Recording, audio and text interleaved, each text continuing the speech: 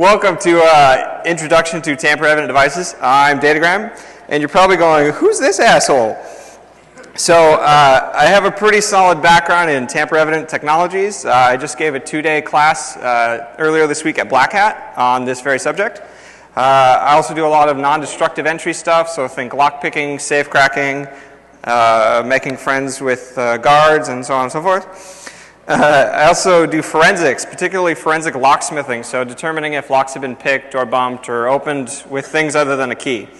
And like many of you, I also do computer security. And like many of you, it's also a bullshit term that I use, so we don't have to talk about it so much. I run a couple websites, such as LockWiki, Lockpicking Forensics, and eventually TamperWiki will have something more than a cool splash page that I got bored and made. I'm also the leader. Am I the leader? I'm the leader of a tamper team called the Motherfucking Professionals. And for the record, if anybody's wondering why we picked that name, it's because John used to ask me, like, can we do this? And I'm like, John, please, I'm a fucking professional. So that's that. We won the Tamper contest last year, which was the first ever tamper-evident contest ran by DT. And I'm proud to say that this year we've won all 4 levels. Yeah!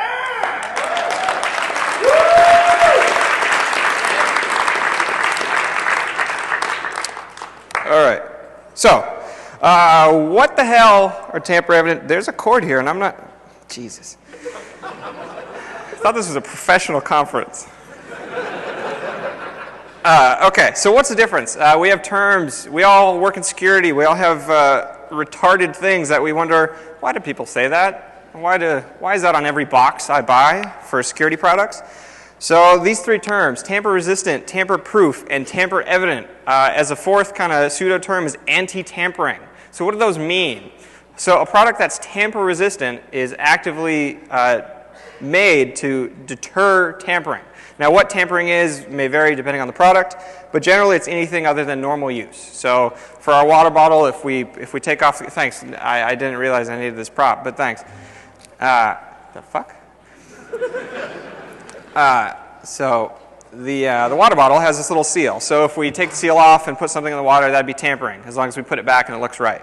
Something that's tamper-proof doesn't exist, but a lot of companies use the term to denote, oh my God, to denote something that's, cannot be tampered with. And, that by definition means every definition that you can think of for tampering would be protected against. So it's the same like saying, this computer's hack-proof or whatever. So we all think that's retarded, and that's retarded.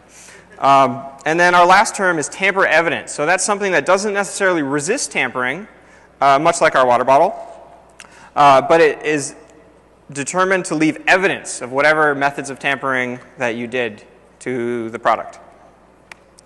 So tamper-evident itself, anything that leaves evidence, usually in a general sense we say tampering is unauthorized access, alteration, or replacement. You can also use counterfeiting and so on and so forth. So why don't we just use locks where we would use these tamper-evident products? Because locks actively prevent entry. That's their goal. Some locks are tamper-evident. They're meant to show that that the lock has been opened with something other than the key, but that's not always the case.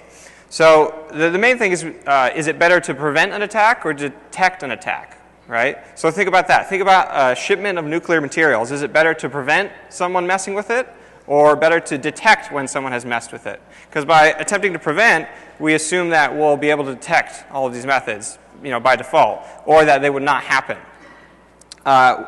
Tamper devices, by their very nature, that's the Jaeger kicking in, they enforce you to inspect them. Because again, they're not locks. They're not resistant to tampering or physical abuse. And locks are pretty expensive by comparison. These tamper seals are just little metal or plastic things that look a lot like locks. They're essentially one-way locks, but they cost a lot less. And think of also the cost of maintaining, key maintenance and key control and distributing keys and disposing of keys and all that kind of stuff. And then you also have to consider, environmental considerations. Will a lock function in this environment? Will it get jammed up? Will I have to replace the keys? Will I have to repin the lock? So on and so forth. So who uses tamper-evident devices? The answer is all of us. We just may not think of them as such. So food and drug packaging, again, our friend the water bottle. At Black Hat, I took the fire extinguisher from the room and I put it on stage, and they got really mad about it. But those all have tamper seals on them. They inspect them or do whatever they do for the U.S. Fire Marshal, and then they reseal them to show, that it's been inspected and all, so on and so forth. A lot of drugs, pharmaceuticals, Tylenol, everything. That kind of stuff all have little tamper seals on them, so that when you buy the bottle, you open the box, you take off the shrink wrap, you open the bottle, all that kind of stuff. All are little tamper indicating devices, so we can tell if our pills have been screwed with. Pretty much everything, warranty protection. All of our DVD players and electronics like that usually have a little tamper sticker to determine when we've opened the case. The Customs, Border Patrol use these a lot to secure cargo shipments and other kind of stuff. And then also think about confidentiality. So how do you determine, if I send a letter to you, how do you know I sent it or it wasn't modified en route? It's easy with like digital stuff, easier, but it's a lot harder with physical things, right? Because, we have to inspect them, and then how far are you willing to go to inspect them to ensure that that's the real deal? We also use them a lot for international stuff and government level, three-letter agency level kind of stuff. So, for example, nuclear safeguards. When we transport or I actually don't know what we do with nuclear materials, but whatever we do with them, we seal them. All these little containers that have the plutonium or whatever. And we also use these heavily for treaty enforcement between countries.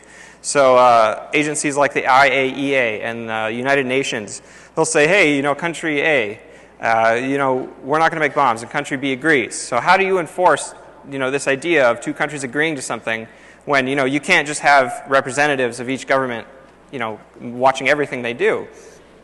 So think in terms of like Pakistan and India and North Korea, China, all these nuclear arms treaties we have to say, okay, we're not going to make bombs. How do we enforce that? A lot of that comes back to tamper seals. We seal them and then determine if they've been tampered with, when the inspectors come, however routinely it is. So we're going to go over a little history, and then we're going to talk about two basic types of seals. So this will just give you a brief overview of all the kind of stuff that you use in modern day. So the original idea was that we used a lot of clay or mud, and we'd dry it over something. So think of a box. We're going to cover it in clay and then put this pattern. So for you to gain access to the box, you have to figure out how to remove that clay and then put it back when you're done. So that may or may not be difficult, especially when it's 1800 or 800 BC. You don't know what the fuck you're doing. This is another example from long ago. And so we would, let's say we have our box again. We tie rope around it, right?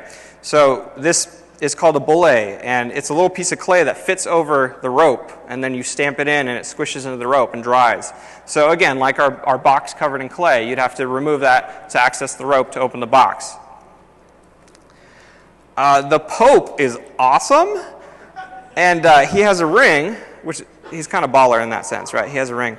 So there's a guy. There's two guys. One guy, when the new Pope, when the old Pope exits, he has to melt his ring, right? When the new guy comes in, some other guy makes him a new ring, and then they use that for stamping papal insignia. And so you can see here's a real old version. But tradition still continues to this day. And usually they do wax nowadays. In mid-1800s, we started combining locks with seals. And it's pretty cool because, again, we think, why not use locks? Why use seals? Why not use both? Have the best of both worlds. So this is an example of a real old padlock. And you can see on the right here, there's this little piece that kind of swings open, and that allows you access to the keyway. So they figured, well, why don't we just put the stamp over that and then close that up? And then to get access to the keyway, you'd have to remove the stamp, right? Now, we'll ignore any, well, what if you don't need to use the keyway to open the lock? There's also a lot of locks from this time period that have little glass plates. So when you lock it, a little glass plate slides over the keyway, and you'd have to shatter that to get access to it. During World War I, World War II, we started doing mail censorship, and probably before that. So essentially what it is you send some piece of mail. Somewhere along the way, the censor says, okay, flag that. And so they cut it open, right? Then they read what it is, they determine if it's okay to go through. They tape it back up, and then they put a stamp over it. And you can see over in the top left here, they even write what language the letter was in. And then again, we also use this kind of similar stamping stuff to make sure that our mail has gone through the mail system properly. A very cool story is beginnings of the Cold War, beginnings of the CIA. They had a lot of difficulty with communicating back and forth. The CIA had a lot of difficulty communicating with agents in Moscow. So what they did was they did this elaborate program where they bought thousands of different postcards, and they sent them to and from different addresses, different recipients, and they'd put different things on them, like in Moscow, from Russia with love, so on and so forth. And then when they reached their destination, the CIA would go back and look at them, determine which ones had been tampered with by the Russians, and then determine which methods they used to try and detect tampering, and then which postcards didn't qualify for whatever censorship or tampering that the Russians did. So through all this, they look at the pattern and say, well, if we send it to Ohio and it's in this rural area, maybe it doesn't get flagged, and so on and so forth. So it's a very, very cool project, and I think a lot of it's in Family Jewels, if you want to look that up to read more about it. I don't remember the name of the project, but it's also documented a lot in the book Spycraft. I just think it's a really cool thing that, 70 years ago we were thinking, well, how do we detect mail tampering, and how can we prevent it? How can we get around people doing it? Because obviously you can't tamper everything that goes through the mail system. It's just not logistically possible. So you got to pick and choose. In the 1980s, in Chicago, there was a lot of scares where Tylenol pills were replaced with cyanide pills. And so you can see on the left is Tylenol, on the right is cyanide Tylenol. So people started dying from this. And there was this huge scare where Tylenol was rushed off the shelves. And Johnson & Johnson, owner of Tylenol, said, we can't detect tampering at the factory level, so it must be further down the chain. And to this day, it hasn't been determined how this happened. There were a lot of copycat kind of things, like a woman fed her husband a cyanide Tylenol and then went to her local store and put a dozen cyanide boxes mixed up in there so that other people would die, and they'd think it's just another freak occurrence, all the boxes have been tampered with kind of thing. Obviously, it didn't kill Tylenol, but similar incidents killed a number of other aspirin or pain medication type companies. So now we get to more modern day seals. After the whole fiasco in Chicago, we instituted the Federal Anti-Tampering Act. And so all pharmaceuticals now have to have these different layers of protection. So think of it just like computer security, where we have defense in depth. We don't just have a firewall or a what the hell do we use in computer security these days? We don't have IDS or all that kind of crap. So now you have to open the box, and inside the box you take your little shrink wrap off. You attempt to take the child-proof container off, and then despair usually. And then there's this little wax adhesive combination seal that's over the actual pills themselves. On a lot of electronics, we use these little warranty stickers, right? So this is the first generation of this particular Xbox tamper seal. And it's just this little silver seal that says Microsoft. If you try and pull it up, it leaves a little residue that says void or opened or whatever it is. And so there started to be videos of people taking these off on YouTube. And Microsoft, I believe their official response is that, well, that's cool, and we're always looking to make our product better, so they instituted a new seal. And now there's videos of this being removed with a hairdryer on YouTube. It's essentially a sticker. So I think you're all comfortable removing stickers at one point or another. We use these a lot. One thing I found out recently was that the duty-free bags at airports, you could actually take different kinds of chemicals on board planes as long as they're sealed in the duty-free bag. Now, depending on where, yeah, right? Holy shit. And it's funny for me because it's not legal for me to fly because I have all these dangerous chemicals that I use for the tamper stuff, and I can't be like, hey, can I bring this gallon of acetone on board? I paint my nails a lot. So I found out that you could actually take these on, with certain size, certain chemicals, as long as they're sealed. Now, depending on your airport, depending on where you're going, domestic, international, you may be stopped and they may remove these from your persons before you get to the terminal, and you can only buy them after you check in and crap like that. But I think it's very interesting that we rely on these. On the right is a check and deposit bag that is used by a lot of banks. The one in the picture is actually a Bank of America bag. But there's a lot that are almost extremely similar. And you just throw your cash in, then seal it up. And then, obviously, if someone wants to steal it, they're just going to steal the whole damn thing, and it's not going to matter. But if somebody tries to take, a portion of it, they have to figure out how to get that out and then reseal it without leaving evidence. Now, obviously, the missing cash may be evidence, but think of, if we want to transport sensitive documents or company secrets and so on and so forth in these. I got to stop saying so on and so forth, don't I? We also use these to seal evidence bags. Similar to the plastic bag here on the right, there's a lot of evidence bags that look the same. This is just a manila folder with some evidence tape over the edges, but we use these pretty heavily for this kind of stuff. We started using these not too long ago in electronics. So all of these sites like Hackaday that, people are like, oh my God, I got the latest new iPhone awesome version, holy shit. And I took it all apart and then I reprogrammed it so that like titties appear when I boot up or whatever. and so companies are actively trying to stop that, stop reverse engineering of their products, stop modification. Again, we could go back to like Xboxes and stuff where they don't want you to mod it or do anything against what they want you to do with it. So they started making both tamper-evident and tamper-resistant electronics. So in the photo is just this little chip, and all the leads are coated in a thin layer of epoxy. So if you wanted to remove this chip or get access to the leads, you'd have to remove that and then figure out how to repair it.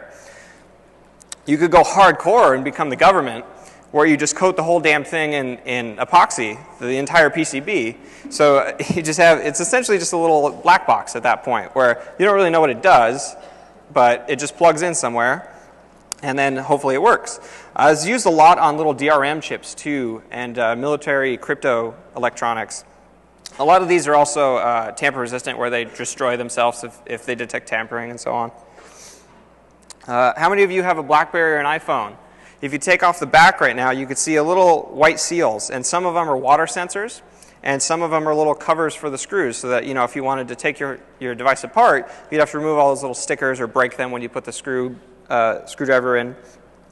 So all these are little warranty protection type things. The water sensors don't really evidence tampering so much, since the only thing they do is detect water, right?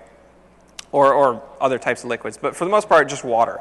So a lot of people ask me, well, what about like tilt sensors on packaging? Like you send a crate and you put a tilt sensor in it. That's kind of a tamper-evident device, but that's more of a cover-your-ass device. So if something happens in transit, then you could say, well, the tilt sensor went off, so this must have happened.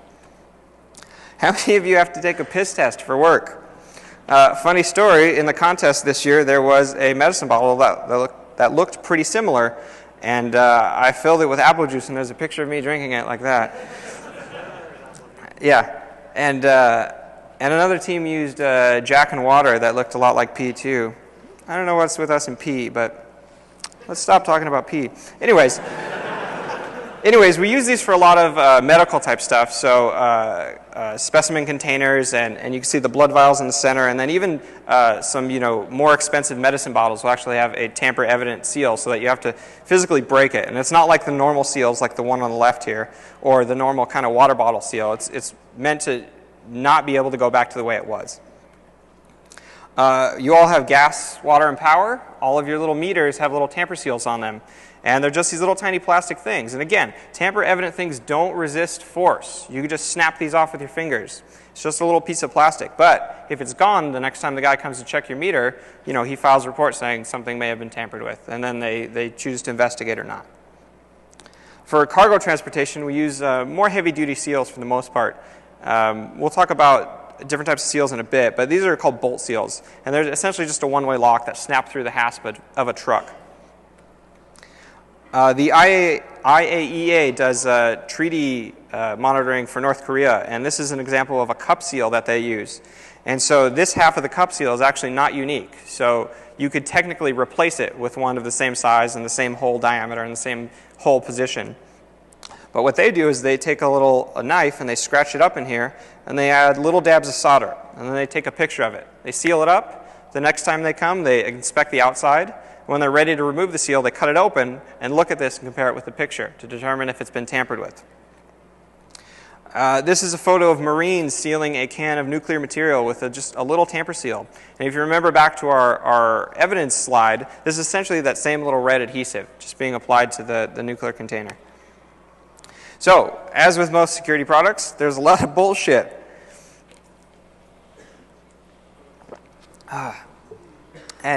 So one thing I found really funny is that everyone who sells zip ties markets them as tamper-proof, and I thought that was pretty funny. Now, how many of you are uncomfortable opening a zip tie? Did not think so. What if it's a pulled tight zip tie? A little more tricky, huh? Step it up.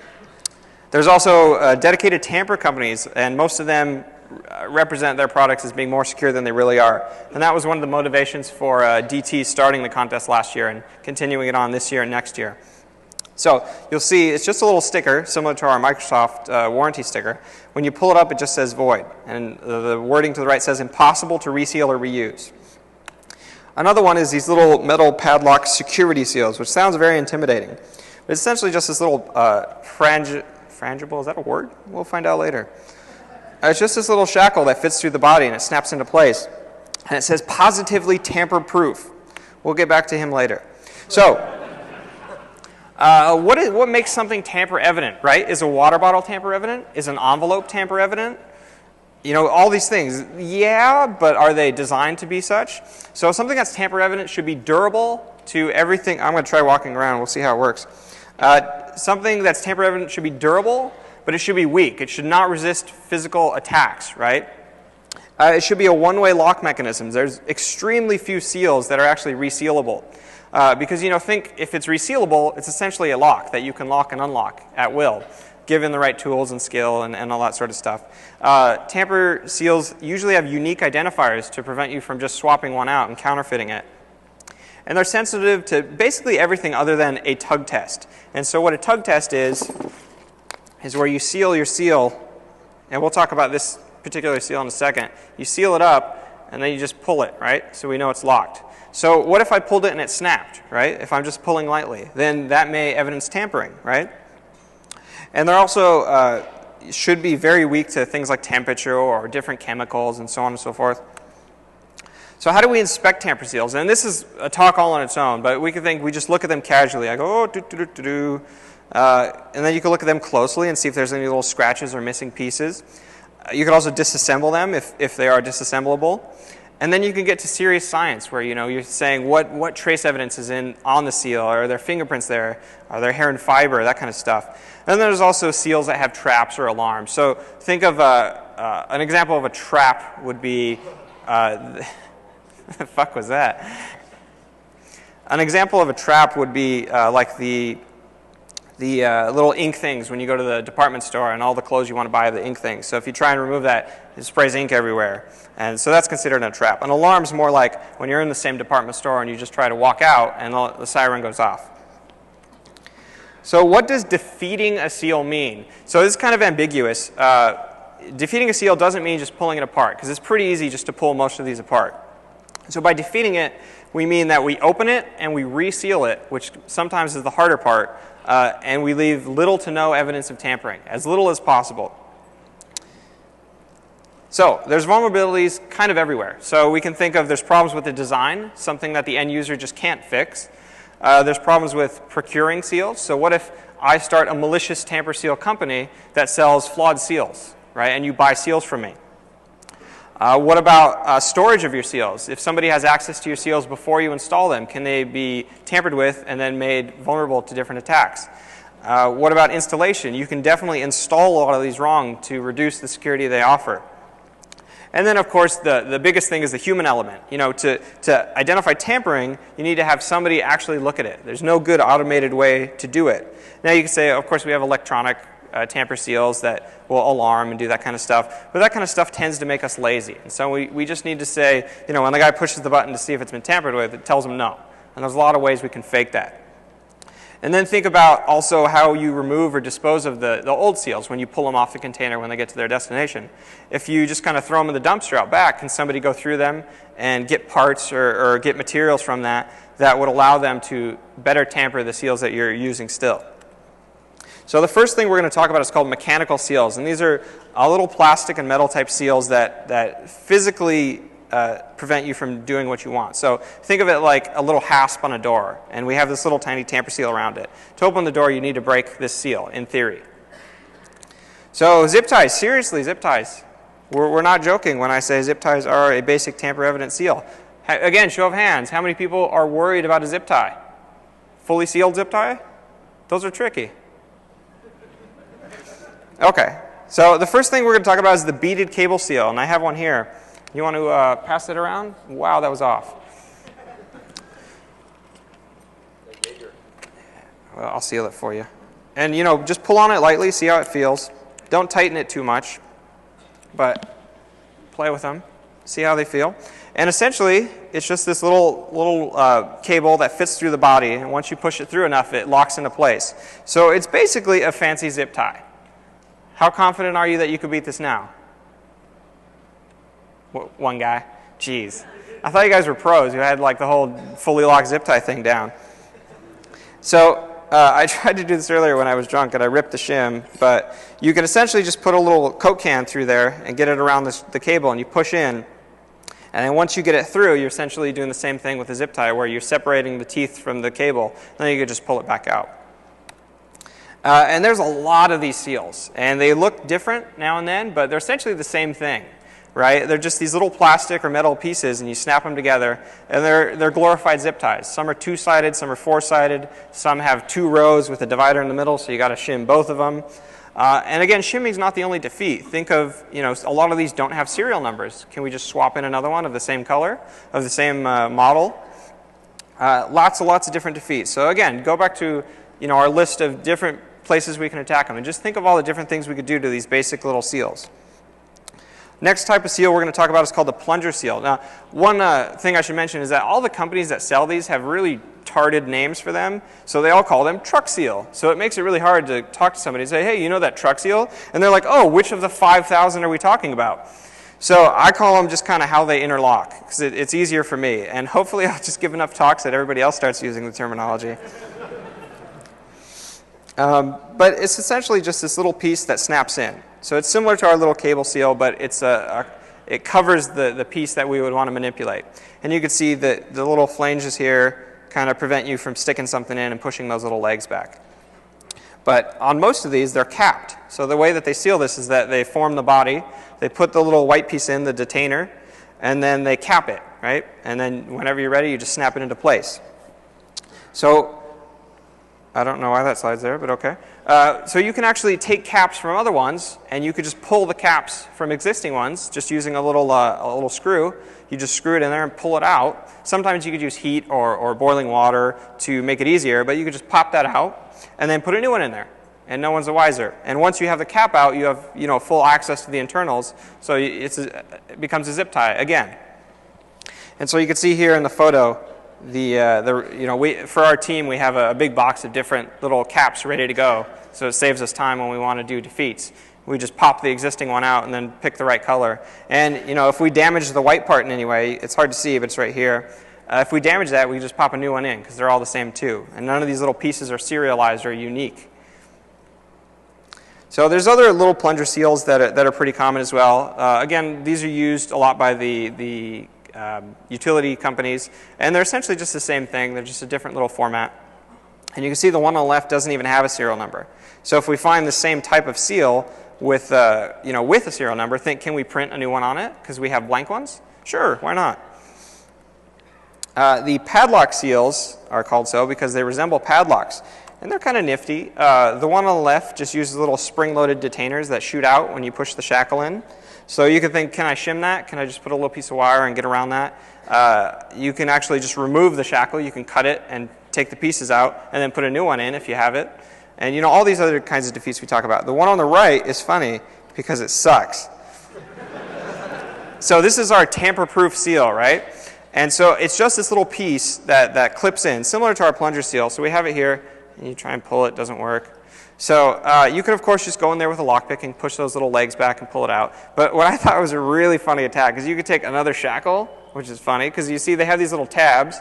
So it's supposed to be where you can put a serial number so you can't just replace the shackle. So we'll assume that they're serialized. But you just take another one, and you kind of fit it down in. You see, somebody knows where I'm going with this. Oh, wait for it. And you take them out.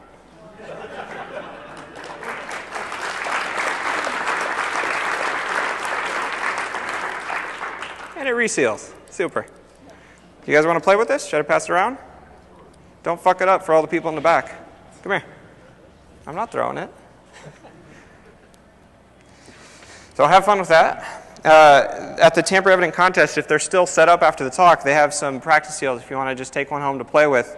I unfortunately don't have, well, I do have 1,000,000 seals, but I didn't bring them.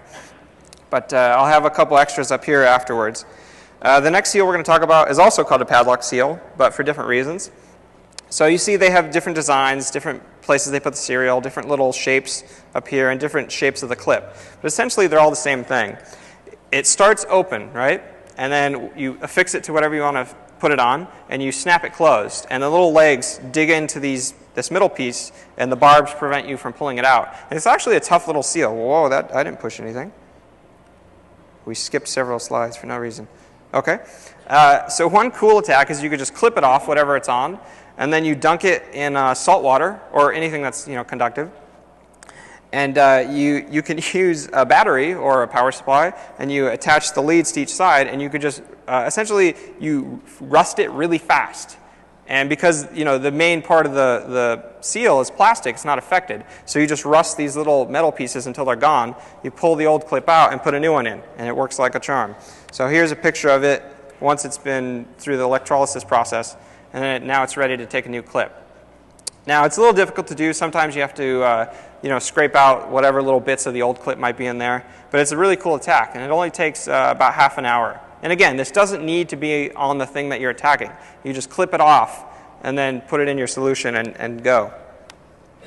The other seal we're going to talk about is called metal cable seals. And this is the first of 3 seals, this type of seal, not necessarily the models that we're going to demo.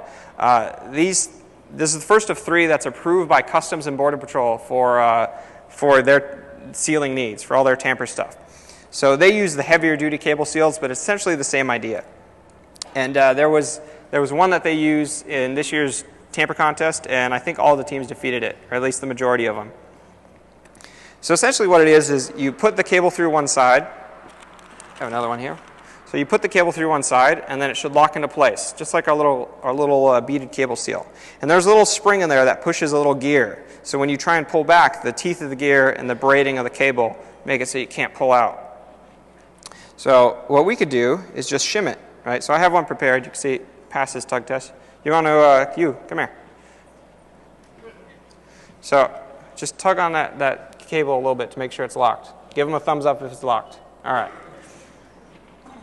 People think I'm bullshitting them sometimes, so we got audience participation and all that. So I have my shim kind of just inserted, but you see it's still locked.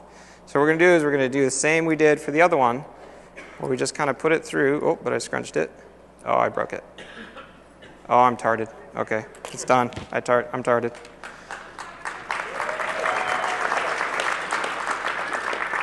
Shut up.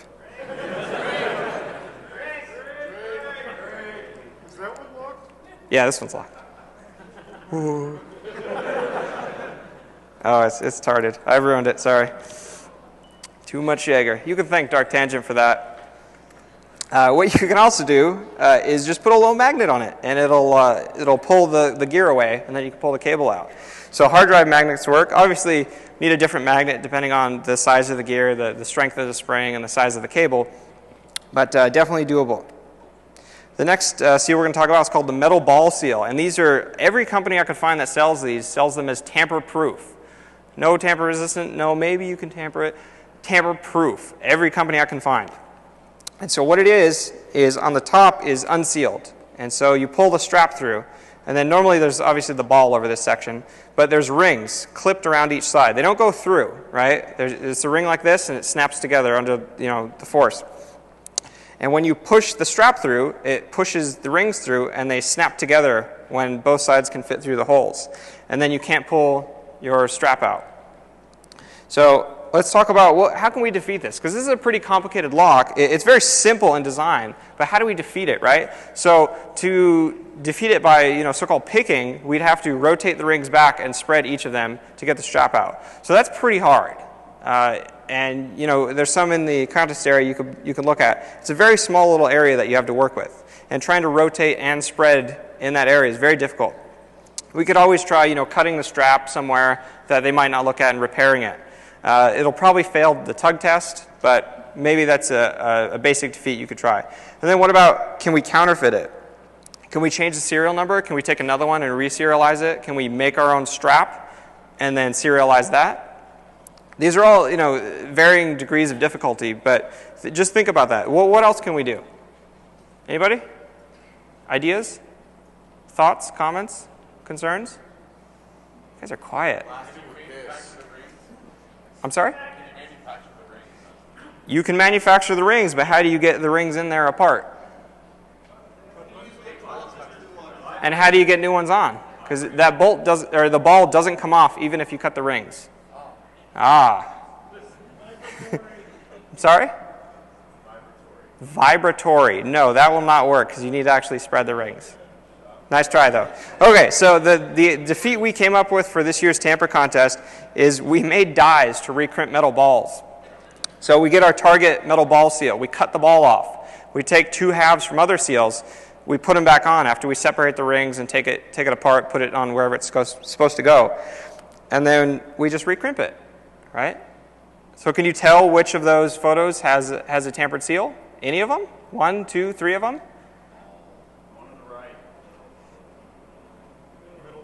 Well, I didn't tell the people at Black Hat, so I guess I can't tell you, but there's at least one of them that's been tampered with.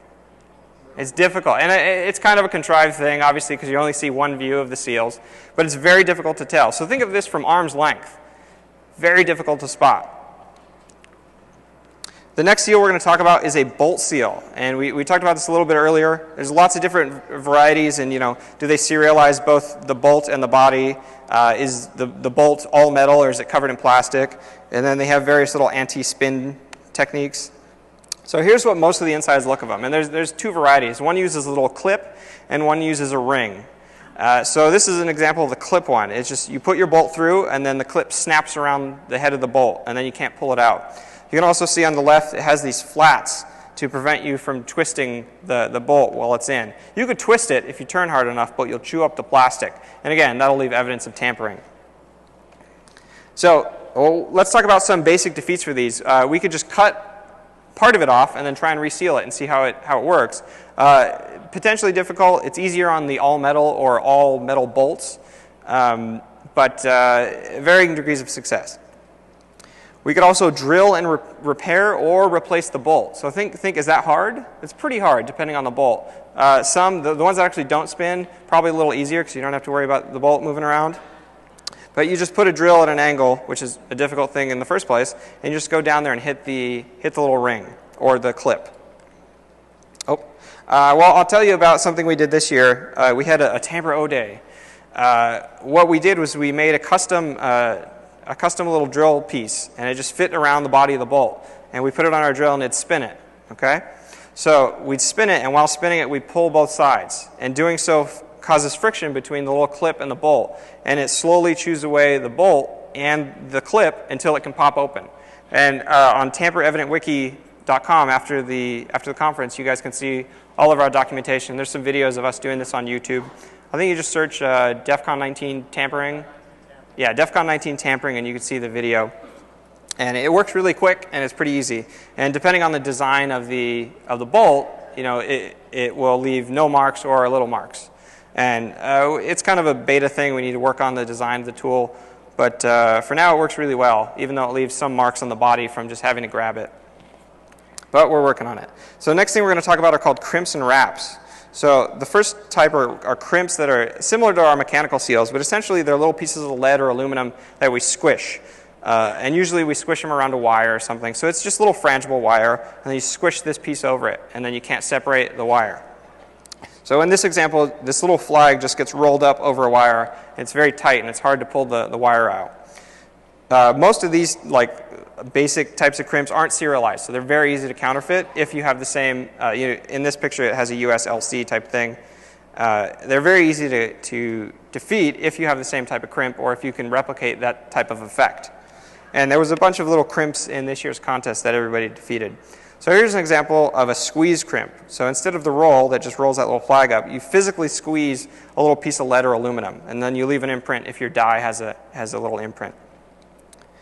And these are kind of cool because if you actually take the time to inspect them very thoroughly, then you could get a pretty good degree of anti-tampering out of them. Because think, every time you crimp one of these little pieces, it's going to deform in its own unique way. So if you take a really high-resolution photograph of it and then you inspect it in that same manner, then you could potentially detect alterations to it or replacement. There's a lot of lead seals in the contest this year. They were all defeated. I think we all basically use the same thing where we clip the cable and then we put it back in and crimped over it so that it's stuck again. But there's lots of different things you could do. And again, so think about how far are you willing to go to detect tampering? Because it's obviously expensive the more you do and the farther you go. But are you willing to go that far? Think back to our example of Russia and the US with the postcards. How much mail are you willing to censor or pass through this tampering to detect spies and all that kind of stuff? This is a photo of the seal crimping tool. It's just a basic little hand tool. There's these self-crimping seals that are pretty cool, and essentially they're the same thing. You thread a wire through the back, but you could just snap them together with your fingers. They suck pretty hard, actually, the ones that I found at least. You can see on the right, that one's actually a fully locked thing, and you could just essentially put a little lockpick in there and push out the parts that need to be pushed out and reopen it. So this is something that's more familiar to you guys. And these are just little plastic wraps that fit around a lot of pharmaceuticals or food packages and that kind of stuff. And they kind of have mixed effectiveness. A lot of people put these on their products just to say, I have a tamper seal on my product, with no eye to how good it is or how valuable it is to quality assurance and that kind of stuff. But the real question with this kind of stuff on food and pharmaceuticals is what's your real goal, right? So is your goal to prevent replacement of the pills, replacement of the bottle? Is your goal to prevent people opening it and doing whatever they're going to do with full access?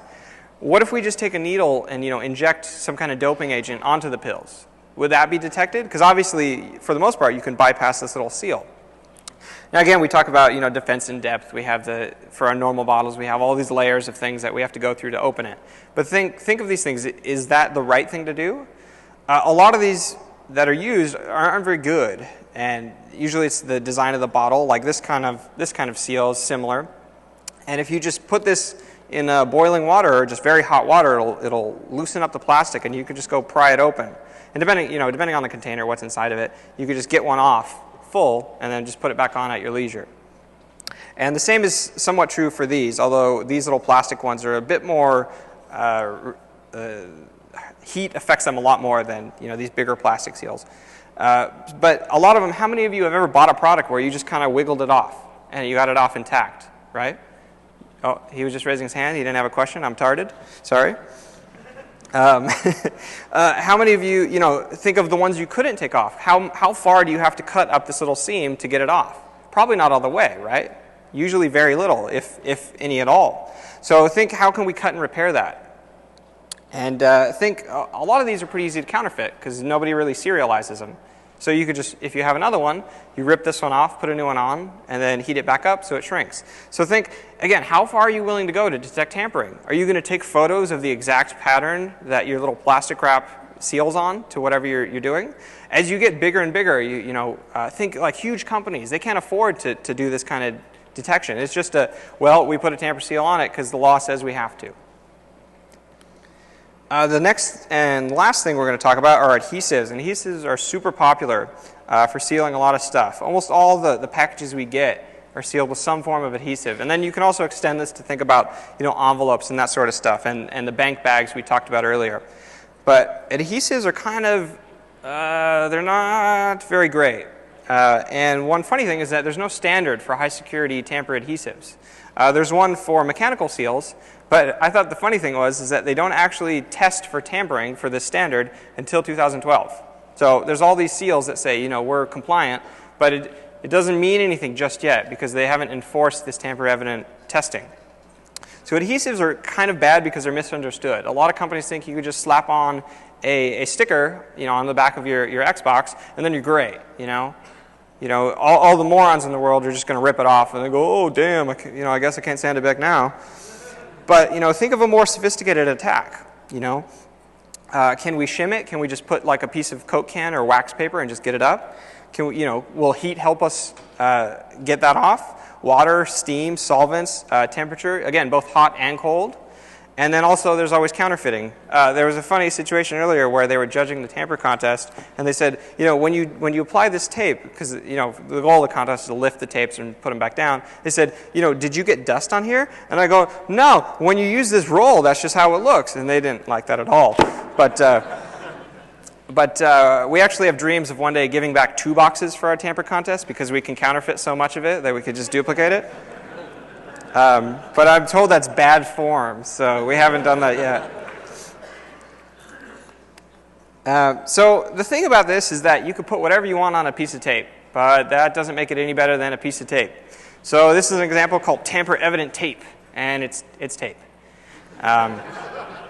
And it's not very good at being tamper-evident. Now, the main feature of this is that if you cut it, think again to our targeted example, if you just take your knife and you slice it open, it's going to be very difficult to realign all these little lines so that they look right. But again, why do that when you could just put acetone or isopropyl or any of these things that you could buy in your local drug or hardware store or pharmacy to lift the tape? So the real questions are, when you look at an adhesive, is it serialized? What's it applied to? Is it on wood? Is it on plastic? Is it on metal? Is it on paper? Because all these things depend how well it's going to adhere. And then you got to think, what type of material is the adhesive? The backing, tapes are a combination of a backing, so like your little plastic layer, and the adhesive under it. So you combine that with whatever you're sticking it to is going to determine how well it sticks and how long you need to leave it before it sticks. Because think about a big company. You're a shipping company. You get an order in. You want to get that out as fast as possible so that customers are satisfied. So you slap tape on it, and then you send it out right away. Well, that tape hasn't had time to cure, so it's going to be a lot less resistant to attack. So think about how do you integrate all this kind of information into making a more secure tamper-evident system. And then you got to think, well, what type of residue, if any, does the tape leave behind? How much do you really need to remove to open whatever it is you're working on? Because the answer is generally never all of it. Almost very rarely you have to remove the entire piece of tape, right? So the two things we have, and we'll go right into them, is full residue tamper tape. And that's where if you pull the tape up, if you just physically force it up, it'll leave behind a residue. And that residue will be the full width of the tape. So you can see here, there's a little residue all the way to the bottom, right? And then a partial residue tape will only leave a certain imprint. There's also what's called no residue tape, where when you pull it up, it doesn't leave anything behind on the substrate, but it voids itself. So the tape now says void or whatever, in the same way that this leaves behind residue. So let's talk about solvents, because solvents are probably one of my favorite aspects of adhesives, even though I never paid attention in chemistry in school. So let's think about common solvents. Acetone, isopropyl. Carbon tetrachloride is funny because the CIA used to love it. I don't know if they still do. I'm actually not with the CIA, if you hadn't noticed. Yeah, food. But it's extremely dangerous, so we don't really use it for the contests. And I think it might even be illegal in a lot of the nearby states. But it's actually extremely effective at lifting a lot of adhesives. Methyl ethyl ketone is pretty strong, but it could be useful for some stuff. And then pretty much the sky's the limit. Any type of solvent will probably work on something. Again, it depends on your backing, depends on your adhesive, depends on your substrate, all this kind of stuff. And so literally the sky's the limit. There's huge amounts of solvents you could pick from. I did a black hat teaser talk for the training, and I didn't want to show a solvent in it because I wanted it for the contest. I wanted it to be a secret. So I replaced it with aromatic bitters. So my goal was to, I thought this out. My goal was to identify all the bad teams by whether or not they added aromatic bitters to their kit. So think about how do we inspect adhesives? Because adhesives and envelopes and that kind of stuff, we generally have more of a drive to, when we see them, we can tell if it's been tampered with or not. So we look for cuts or tears or wrinkles, any distortion, if it has lettering. We also want to look at, has it changed place? Again, how far are you willing to go to look at this kind of stuff? Is the texture of it different? Is the gloss different? When you peel it up, is the adhesive the same strength? If it's supposed to leave a residue, does it? Does it leave it properly? Has it been altered? So there's lots of stuff. If you use, the bad part about solvents is that if you use the wrong one, you're probably screwed. So this is just an example of a ruined tape. And you can see it just basically dissolves and leaves the security pattern behind. And if we look at this again, you can see it even flared out to the sides here, so it's all covered in blue ink. If you use heat, if you use too much heat, pretty easy to ruin a lot of adhesives. So here's an example. One thing that a lot of solvents do is that they affect the gloss of the tape itself. Because, you know, generally speaking, you don't want to put the adhesive on top of the backing. You want it between whatever it's stuck to and the adhesive. Because it doesn't really do you any good to have it on top of it, because that's not what's holding it there. So if you get it on top, you might change the actual texture or gloss of the backing itself. You can also look even, you know, as far as you want to get into this, to look at, you know, is it actually stuck? And when you peel it, does it feel the same? Does it look the same? So again, here's another example of heat with all the letters are all distorted and smeared. Big bubble marks. Let's say you use solvent, and the solvent lifts the tape, but it damages the adhesive, so the adhesive doesn't work right. So you got to add new adhesive, right, if you want it to look right. Pretty difficult to do, and you can see here's a photo of glue being stuck kind of around the edges from it being resealed. Here's an example of aerosol adhesive. So when you use aerosol, it's a combination of whatever the sticky stuff is and the propellant that actually makes it spray out. And here's a photo of all those little particles on the tape itself. And so that's obviously not normal, because that's not how normal adhesives come. So the things I want you to take away from this talk are that there's lots more seals. There's hundreds of types of seals out there and little design variants that make certain attacks better or worse. There's always room to improve your methods of defeat. Everyone's leaving, geez. And so how do we improve our defeats? How do we improve, more importantly, our installation, our storage, our inspection methods? Because at the end of the day, you don't need to beat the tamper seal. You need to beat the people looking at them. And that's generally a much easier thing to do. And how do you integrate all this into, you know, whatever your business is? So don't think that you could just slap a sticker on and then it's going to work. The hard part about it is that unless you're crazy like me, it's hard to evaluate seals, you know, seal A versus seal B and determine which one's better. And there's no real information on the internet about how to do this. So that's one of the goals of the contest that DT's running is starting this year, all the documentation will be a public wiki every year for the contest. So we do all our defeats, we type it up, and then once DEFCON's over, that all gets published to the internet. So you can look up, you know, this seal, was this used in the contest? How did people defeat it? And what are ways that we can make it better, that we could use it better in our business? So I want to thank you all for coming. Are there any questions?